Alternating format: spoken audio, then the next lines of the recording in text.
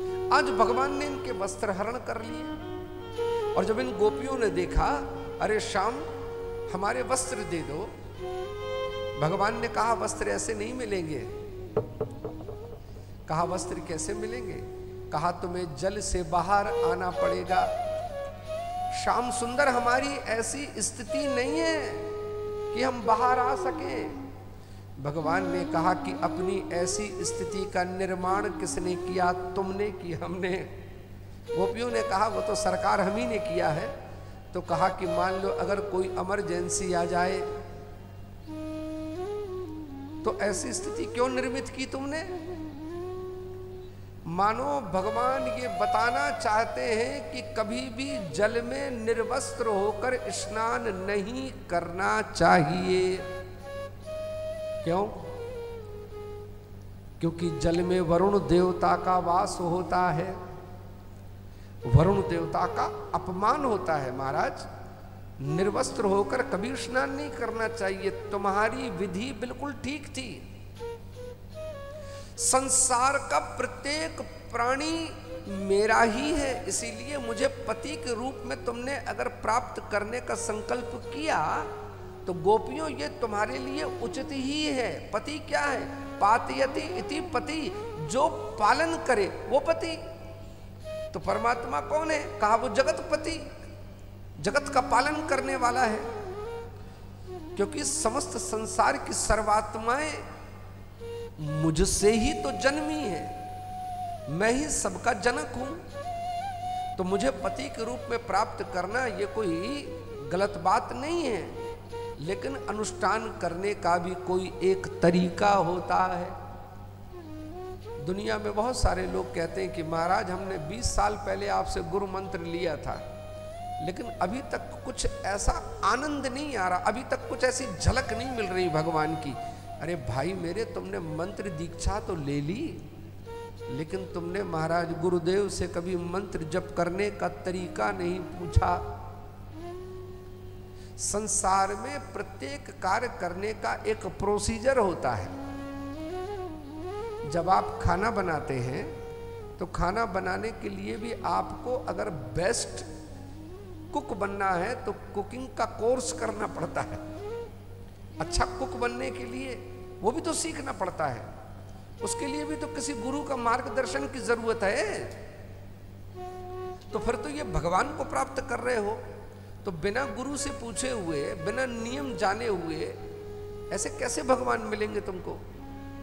अनुष्ठान का कोई तरीका होता है। भगवान ने कहा कि ये तरीका मुझे पसंद नहीं आया। गोपियों इसीलिए तुम बाहर आ जाओ। गोपियां कहती हैं, ब्राह्मणों की बेटियों ने कहा कि हे श्याम तुम तो धर्मज्ञ हो। भगवान ने कहा कि जब ब्राह्मण की बेटियां तुम लोग इतना जानती हो कि मैं धर्मज्ञ हूं तो अधर्म करूंगा नहीं, बाहर आ जाओ।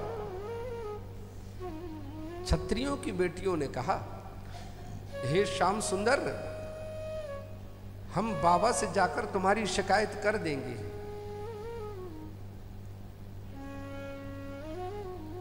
तो श्याम सुंदर ने कहा कि शिकायत कर देना, शिकायत करने के लिए तुम्हें बाहर तो निकलना पड़ेगा।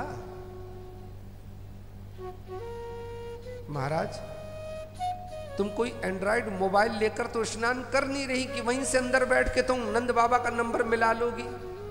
शिकायत करने के लिए बाहर तो आना पड़ेगा। आ जाओ बाहर, कोई दिक्कत नहीं है, जाओ शिकायत करके आओ। मैंने कहा मना किया?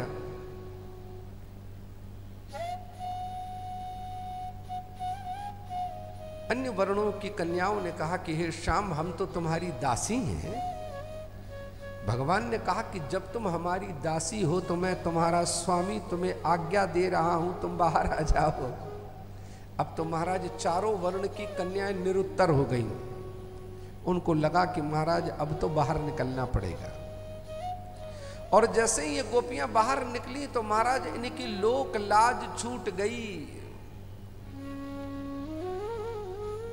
भगवान ने कहा कि दोनों हाथ ऊपर करके सबसे पहले प्रत्येक कर्म के साक्षी सूर्य भगवान को नमस्कार करो, इनसे क्षमा मांगो। जैसे गोपियों ने हाथ उठा के सूर्य भगवान को प्रणाम किया महाराज, तब तो अपनी देह का भान भी छूट गया।